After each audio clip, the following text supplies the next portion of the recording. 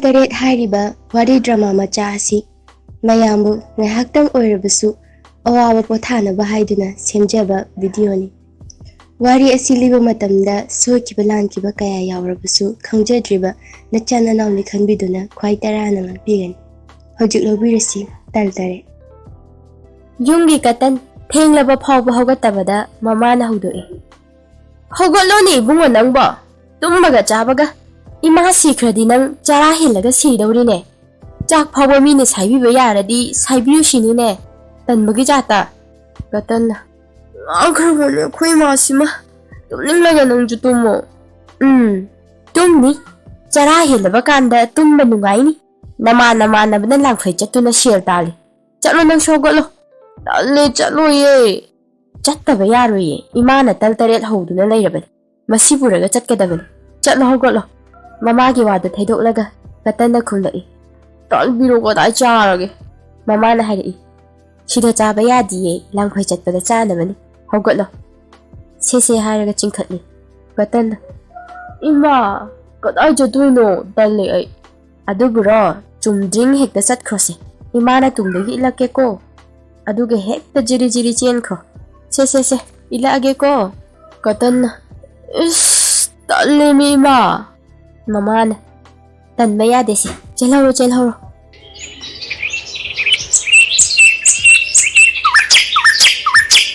ꯎꯃꯪ ꯋꯥꯃꯪꯅꯤ, ꯎꯆꯦꯛ ꯋꯥꯌꯥ ꯀꯌꯥ ꯈꯣꯡꯏ꯫ ꯄꯨꯈ꯭ꯔꯤꯗ ꯍꯦꯂꯣꯏꯁꯤꯡ ꯑꯗꯨ ꯅꯣꯛꯈꯦꯗꯨꯅ ꯏꯔꯨꯖꯗꯨꯅ ꯁꯥꯟꯅꯔꯤ꯫ ꯍꯦꯂꯣꯏꯁꯤꯡꯅ ꯉꯥꯏꯈꯣ, ꯑꯥꯗ ꯇꯥꯏꯕꯪ ꯃꯤ ꯑꯃ ꯆꯦꯜꯂꯛꯏꯁꯤ ꯌꯦꯡꯉꯣ꯫ ꯍꯦꯂꯣꯏ ꯑꯍꯟꯅ ꯀꯗꯥꯏ?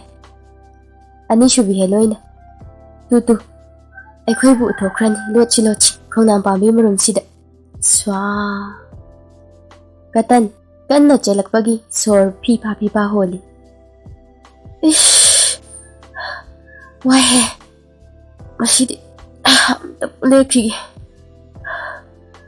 ꯈꯣꯡꯅꯥꯡ ꯄꯥꯝꯕꯤ ꯑꯁꯤꯒꯤ ꯃꯈꯥꯗ ꯉꯥꯏꯍꯥꯛꯇ ꯐꯝꯈꯤꯒꯦ꯫ ꯄꯨꯈ꯭ꯔꯤꯒꯤ ꯏꯁꯤꯡꯁꯤꯗ ꯏꯄꯣꯝ ꯑꯁꯨꯛ ꯌꯥꯝꯅ ꯍꯧꯔꯤꯁꯤꯅ ꯀꯔꯤꯒꯤꯅꯣ?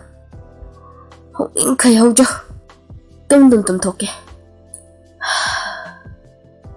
ꯍꯩꯁ, ꯏꯃꯥꯅ ꯇꯜ ꯇꯔꯦꯠ ꯄꯤꯔꯛꯄꯅꯤ, ꯆꯥꯊꯣꯛꯀꯦ, ꯑꯗꯨꯒ ꯇꯨꯝꯗꯨꯅ ꯍꯦꯛ ꯂꯩꯊꯣꯛꯀꯦ꯫ ꯅꯨꯡꯁꯥ ꯌꯥꯝꯅ ꯁꯥꯔꯤ, ꯍꯣꯔꯦꯟ ꯏꯪꯊꯔꯕ ꯃꯇꯝꯗ ꯌꯨꯝꯗ ꯍꯦꯛ ꯍꯜꯂꯒ ꯂꯣꯏꯔꯦ꯫ ꯇꯔꯦꯠꯅꯤꯀꯣ ꯆꯥꯗꯣꯏꯁꯦ, ꯑꯍꯥꯟꯕꯁꯤꯗꯤ ꯈꯔ ꯆꯥꯎꯏ, ꯑꯅꯤꯁꯨꯕꯗꯤ ꯆꯥꯁꯤꯔꯥ? ꯍꯥꯎꯗꯧ ꯃꯥꯟꯗꯦ, ꯑꯍꯨꯝꯁꯨꯕꯁꯤ ꯑꯣꯏꯅ ꯍꯦꯛꯇ ꯆꯥꯔꯒꯦ꯫ ꯍꯦꯂꯣꯏꯁꯤꯡ ꯑꯗꯨꯅ ꯆꯥꯕꯤꯅꯨ ꯏꯕꯨꯡꯉꯣ ꯍꯥꯏꯅ ꯊꯣꯛꯂꯛꯏ꯫ ꯀꯇꯟꯅ ꯅꯈꯣꯏꯕꯨ ꯀꯅꯥꯅꯣ? ꯆꯥꯒꯅꯤ, ꯑꯩꯗꯤ ꯂꯣꯏꯅ ꯆꯥꯒꯅꯤ꯫ ꯍꯦꯂꯣꯏꯁꯤꯡꯅ ꯈꯨꯝꯂꯛꯏ꯫ ꯁꯣꯔꯥꯔꯦꯜꯒꯤ ꯃꯆꯥꯅꯤ ꯑꯩꯈꯣꯏꯗꯤ, ꯑꯩꯈꯣꯏꯕꯨ ꯆꯥꯕꯤꯅꯨ ꯏꯕꯨꯡꯉꯣ, ꯏꯕꯨꯡꯉꯣꯒꯤ ꯑꯄꯥꯝꯕꯗꯣ ꯄꯤꯖꯒꯦ꯫ ꯀꯇꯟꯅ ꯃꯊꯟꯇ ꯁꯣꯜꯂꯤ꯫ ꯑꯩ ꯚꯥꯞ ꯇꯥꯔꯦ꯫ ꯇꯜ ꯇꯔꯦꯠꯁꯤ ꯃꯈꯣꯏ ꯑꯣꯏꯔꯕꯣꯏ ꯅꯤꯡꯂꯕ? ꯍꯟꯗꯛꯀꯤ ꯃꯇꯥꯡꯁꯤꯗꯤ ꯀꯇꯟ ꯑꯩ ꯂꯥꯏꯕꯛ ꯆꯨꯝꯍꯧꯗꯕ ꯌꯥꯗꯦ꯫ ꯀꯇꯟꯅ ꯃꯈꯣꯏꯒꯤ ꯃꯑꯣꯡꯗꯨ ꯌꯦꯡꯊꯣꯛꯀꯦ ꯍꯥꯏꯗꯨꯅ ꯑꯃꯨꯛꯀꯁꯨ ꯆꯥꯅꯤ, ꯑꯩꯗꯤ ꯂꯣꯏꯅ ꯆꯥꯅꯤ ꯍꯥꯏꯔꯛꯏ꯫ ꯍꯦꯂꯣꯏꯁꯤꯡ ꯑꯗꯨꯅ ꯈꯪꯗꯗꯨꯅ ꯏꯪꯈꯣꯜꯁꯦ ꯅꯩꯈꯥꯏꯔꯨꯔꯦ, ꯋꯥꯀꯣꯡꯁꯦꯜ ꯑꯣꯏꯅ ꯅꯪꯒꯤ ꯑꯄꯥꯝꯕꯗꯣ ꯄꯤꯖꯒꯦ, ꯑꯩꯈꯣꯏꯕꯨ ꯆꯥꯕꯤꯒꯅꯨ ꯏꯕꯨꯡꯉꯣ꯫ ꯀꯇꯟꯅ ꯐꯔꯦ ꯑꯗꯨꯗꯤ ꯆꯥꯕꯤꯔꯔꯣꯏ, ꯄꯨꯟꯁꯤ ꯆꯨꯞꯄ ꯁꯨꯗꯅ ꯅꯨꯡꯉꯥꯏꯕ ꯌꯥꯕ, ꯊꯣꯛꯎꯗ ꯊꯣꯛꯄ ꯄꯣꯠꯁꯛ ꯑꯃ ꯄꯤꯕ ꯇꯥꯏ꯫ ꯍꯦꯂꯣꯏꯁꯤꯡꯅ ꯍꯥꯃꯦꯡ ꯑꯉꯧꯕ ꯌꯥꯏꯑꯣꯏꯕꯁꯤ ꯂꯧꯕꯤꯔꯣ ꯏꯕꯨꯡꯉꯣ, ꯏꯕꯨꯡꯉꯣꯅ ꯄꯥꯝꯂꯛꯄ ꯃꯇꯝꯗ ꯆꯩ ꯑꯃꯅ ꯑꯍꯨꯝꯂꯛ ꯀꯟꯕꯤꯌꯨ, ꯁꯅꯥ ꯊꯣꯛꯎ ꯊꯣꯛꯀꯅꯤ, ꯅꯨꯄꯥ ꯊꯣꯛꯎ ꯊꯣꯛꯀꯅꯤ ꯏꯕꯨꯡꯉꯣ꯫ ꯀꯇꯟ ꯍꯦꯂꯣꯏꯁꯤꯡꯅ ꯍꯥꯏꯕ ꯊꯥꯖꯔꯗꯨꯅ ꯌꯥꯔꯦ, ꯀꯔꯤꯒꯨꯝꯕ ꯅꯈꯣꯏꯅ ꯍꯥꯏꯕ ꯋꯥꯐꯝꯁꯤ ꯁꯣꯏꯔꯕꯗꯤ ꯑꯩꯗꯤ ꯅꯈꯣꯏꯕꯨ ꯆꯥꯊꯣꯛꯀꯗꯕꯅꯤ, ꯈꯪꯂꯕ꯭ꯔꯥ? ꯀꯇꯟ ꯂꯝꯕꯤꯁꯤꯗꯤ ꯐꯅ ꯁꯥꯡꯂꯤ, ꯍꯥꯃꯦꯡꯁꯤꯒꯤ ꯌꯥꯎꯁꯤꯜꯂꯦ, ꯀꯝꯗꯧꯅꯤ ꯑꯩꯗꯤ? ꯅꯨꯃꯤꯠꯇꯤ ꯇꯥꯗꯧꯔꯦ, ꯆꯥꯛꯁꯨ ꯂꯥꯝꯕꯅ ꯂꯣꯏꯔꯦ, ꯇꯨꯝꯅꯤꯡꯕꯅꯁꯨ ꯉꯛꯂꯦ꯫ ꯐꯔꯦ, ꯃꯥꯡꯗ ꯎꯔꯤꯕ ꯌꯨꯝꯁꯤꯗ ꯍꯦꯛꯇ ꯆꯪꯂꯒꯦ꯫ ꯍꯣ, ꯌꯨꯝꯁꯤꯕꯨ ꯀꯅꯥ ꯂꯩꯕꯒꯦ? ꯇꯥꯕꯤꯕ꯭ꯔꯣ? ꯀꯅꯥ ꯂꯩꯕꯒꯦ? ꯌꯨꯝ ꯑꯗꯨꯒꯤ ꯅꯨꯄꯥ ꯑꯗꯨꯅ ꯀꯅꯥ ꯑꯣꯏꯔꯕꯅꯣ? ꯊꯣꯛꯂꯛꯑꯒꯦ꯫ ꯑꯣ, ꯀꯔꯤ ꯊꯕꯛꯀꯤ? ꯀꯇꯟꯅ ꯂꯥꯡꯐꯩ ꯆꯠꯂꯨꯕꯅꯤ ꯏꯇꯥꯎ, ꯈꯨꯗꯣꯡ ꯑꯃ ꯆꯥꯗ꯭ꯔꯦ, ꯉꯁꯤ ꯑꯍꯤꯡꯁꯤꯃꯗꯤ ꯌꯨꯝꯁꯤꯗ ꯂꯦꯛꯆꯒꯦ꯫ ꯅꯨꯄꯥ ꯑꯗꯨꯅ ꯌꯥꯅꯤ ꯏꯇꯥꯎ, ꯉꯁꯤ ꯑꯍꯤꯡꯁꯤꯃ ꯂꯦꯛꯄꯕꯨ꯫ ꯍꯥꯏ ꯅꯨꯄꯤ, Tabra, itaw se lang phai chalubani. Ngasi ahing simadi aikhoi da lekadoribani. Chana thakna phirol ga khareng shilo. Katan na itaw chana thakna baga karim ta wabirurana. Haming si yingbiyo. Asamba haming nate. Hojik te heloi tare na piraklibani. Thou da thokpa yaba haming ni. Nupi aduna. Asing mani ko tada. Amukta yengsiba. Nasal di on thokna yengningkhre. Katan na nupa aduda. Itaw kari thohan sige. Chak chak luk ahum thoo hairasira. Nupa aduna. Itaw iyayay da itaw gi apambado hekta haibiyo. Katan itaw adudi yenglasi. He hameng yayoiba chak chak luk ahum tang thoo he. Guru gi yathangni thoktaba yade thoo. Ong shu ong shu ong shu. Chet chet chaina ahum la kalli. Matai manao adu ngak paharau pik thalami. Thoe. Nupi insan sidi ahau pangakta. Nupa hai nupi chatlo. Itaw gi phamna bagadu khara thura tawruro. Itaw lamsang lakpani wathana ba tawbiro. Lakhokpagi makhon tai. Nupi na tumina kawrai. Nupa. O nupa. Nang tari bro. Yengoi aidi nupa sigi. Hameng se onthokna pamjakre. Asile radi aiko ina khulani. Mahaki nupana. Kayino ni nupi nang hairisiba. Aduburo nupa sina tumlingaida hameng angoba se. Aiko gi hameng angoba sigi onthokna horasi. Nupi phayini nang hairido. Adudi lao khar aduna onthoklasi. Nupi na nupa tapna ching takhini. Yare nusu ngalae. Nupa si hodoklasira. Nupa aduna kublai. Haudoklasi. Tao. Hoi tao. Nongala lamsang chatkini haibadu haugot pirone. Katan. Tare ita. Atan le haugot tawis. Adubu hameng sidi. Imadi yang haningi. Adudi itaw ay nganinga sidi chatkragi. Nupa. Phani ita. Katan. Saubino ko itaw. Khaya charamle. Nupi dona. Saujade tada. Hayeng makhaisu changbirao. Tada na purakpa anabo pochingdu changhige yengsi. Katan. Senglakani. Adudi ayung yongnaba chungjung hekta chatkrage. Ibungo chatle. Katan na yungda halakpa matamda. Katan na yamna harauna. Ima, thoglao. Aina pura isi yengala. Mamana. Karino na katan nangna panglao balao siba. Hameng angoba ama purakpagira. Nang laurise. Migi thadok lamba purakpagadi natte ko. Katan. Ima, hameng se araiba hameng natte. Heloi tare na pirakpa yayoiba. Mamana.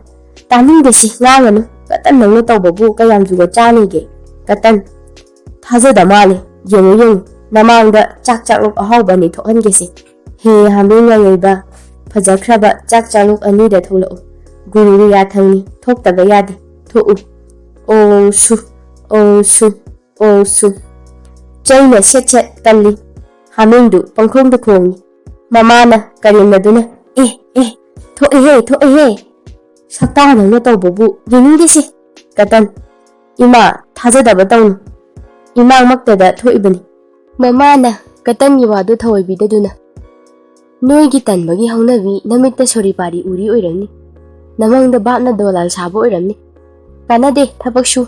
Katan saurap tawna. Mangna te ima taibong amuka phuge yong. He hameng yayoiba fajakraba chak luk amata thoo. Guru gi yathangni thoktaba yade thoo. Ong shu. Chaina set pangphuda phui. Hameng adu pangkhongda khongi. Mamana hameng adu phubiba ubada nungaitraduna. To'o. Katan nangbu hameng da soidana sirani. Nangna phuyubagi mahutta phajna loirase. To'o. Katan na. Ima. Ay bap tare. Jinthi bihelo singa duna amuktang thokpa hameng pirakpani. Ay haujimak thindaba tawdana chatke. Khangani dana makhoi. Mamana katan da haire. Chatlurano namang. Ukhada tumduna laibada mangli oiramni. Katan na pendraduna. Amuktang di chatluge ima. Kabo khoidum taret khakta piyo. Talpiranu ima. Mamana. Uthokpanida ko aigi isase. Haiduna mabukningda khanduna lai. Heloi. Yengo. Nahangi taibang mi nupado amul lakle. Magi pukri ni khaibagi sauba tare lotlase. Swa. Katan na sausandaraduna. Charage ngasidi. Amma, ani, ahum, mari, manga, taru, tare. Amuk taloy na chathoke. Hello sing ado pakhaladuna tholai. Aikhoi bu sabinu ibungo. Haiduna nupa adu da haijarami. Katan na karigi charoi chintibi longnambi sing nakhoi na natra aibu chophanba imana aibu thajahandaba. Hello sing na kumlai. Hello aikhoi de chinthijade. Taibang mi da na longnambani chinthibani. Katan na adudi karigi thok haiba yadriba. Hello sing adu na hairai. Ibungo bu yum tana chatpibra natraga lambi daga pandeko. Katan na lambel da yum amada dile'e. Hello sing duna yumbu duna soidana haming do lawkhraban. Katan na soidrabara longnambi sing haina yam pona hairai. Hello sing na soidrabani ibungo. Hello na wabiru no ibungo. Thauri kongoi yaibaga thengu siga pubiru. Aduga ngasi ahing simaga yumdada lekbiro. Yumbu duna lawge tawbada thauri na pullaga phuni. Matamduda haming do fangani. Katan na phangbu phangnadi fai. Natrabadi litham naitrabani. Ekta chagadabani. Antakti. Matai manau anidugi yumda changlai. Katan na itaw! Ho itaw! Ay mo lakle! Nupa aduna. Haima! Itaw mo lakle! Hai nupi! Itaw mo lakle tholong ne! Nupi aduna. Nupa adu lakle tabada. Haima! Tada lakle! Nungayada! Handak mukti kari pura itada. Katan na handak ti thauri konggo yaibaga thengu yaibaga purakpani. Kadai da thamshige ichan. Tada sigu upu mathaksida thambiro. Nupa aduna. Yare. Itaw ibani thamhoradi. Itaw ki chana thaknaba tumpham hipam amukta sembirucho. Nupi duna. Phani hotna jarurage. Nupa aduna. Itaw hawrabasu hawtrabasu chak chakhum amatang charaga pathanaba tawrashi. Katan na hani itaw hairamaga tumthagre. Katan di nakhokpagi makhon tarakhi. Nupi aduna lona kaurei. Nupa nangbu haugatlo. Tumninge sida amukta onthokna hawrasi. Aikhoi gi thauri duga tengu duga kadai laikhrabage. Nupa aduna ai thirake. Thauri do sangol laikhibani. Tengu do phuna mapanda lairangani puthoro. Nupina sese nupa aduna kadai onthosi. Chapmana no onthosi ko. Matai manau ani du thauri na pulai. Haima thauri sina pulai ne. Nupa kamdo shige sidi.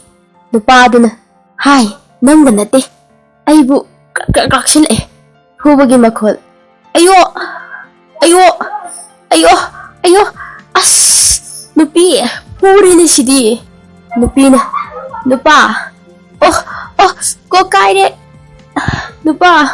Nupa duzu ayo haiduna hikabla Nupa aduna karino nupi sunglep tre kamaina tawni. Itaw yamukta kaudana. Nangna haibadagi nahubu natra haming do. Nupi duna nangdi nungayba yawde he. Ayunda loyna taynaradana. Ayo as hekta kaurage. Ho tada tabi bro. Aikhoi bu sidawre mi amukta khambiyo. Katan na karimna duna. Nabani pura boyre. Khara pualo. Ay hogat pa yamna talle. Nupa aduna haijaki. Itaw tandanu kaidawrage. Aikhoi bu amukta di kanbiyo. Katan na sauraduna. Lawkhodana sana thokpa yayoiba haming pamladi adu ngaidana. Pu khara pu. Nupa aduna khangba warakladuna. Itaw aikhoi lanjare. Pupasitadi amukta tohanbiyo. Nupi aduzu haijaraki. Pamanduna lawrubani lanjare tada. Aikhoi bu amukta khambiyo. Katan na hai thengu yayoiba thauri konggo yayoiba. Nahan phamda halo nate phamda tero. Hayum. Nupa aduna ayo chobiranu itaw ge haming du pijarage. Hai nupi itaw ge haming du lokthoucho. Nupi duna ayo ringbaga matta yadre. Aibu kari nungino.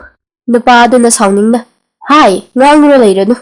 Nupi duna hoi tada sida leire lokshinbiro.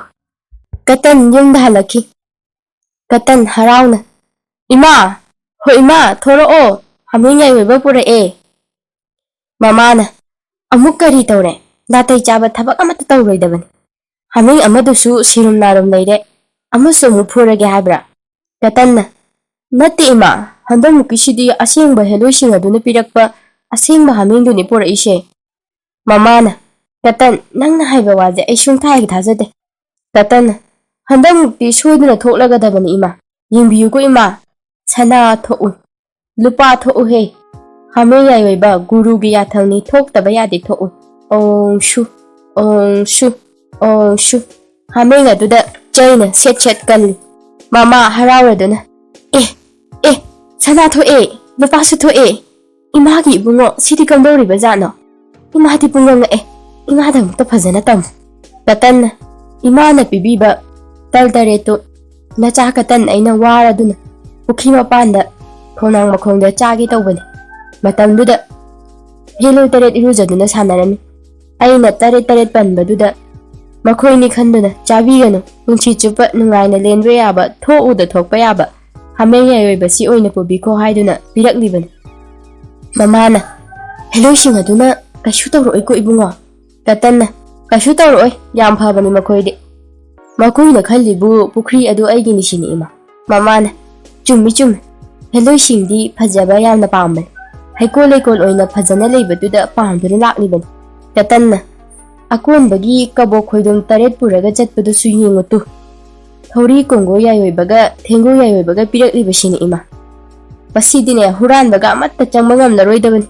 Pot amatang hek pairabada pullaga hekta phugadoribani. Mamana ngaikhona pamacha. Ahanbagi hamengduna kamaina tawribana.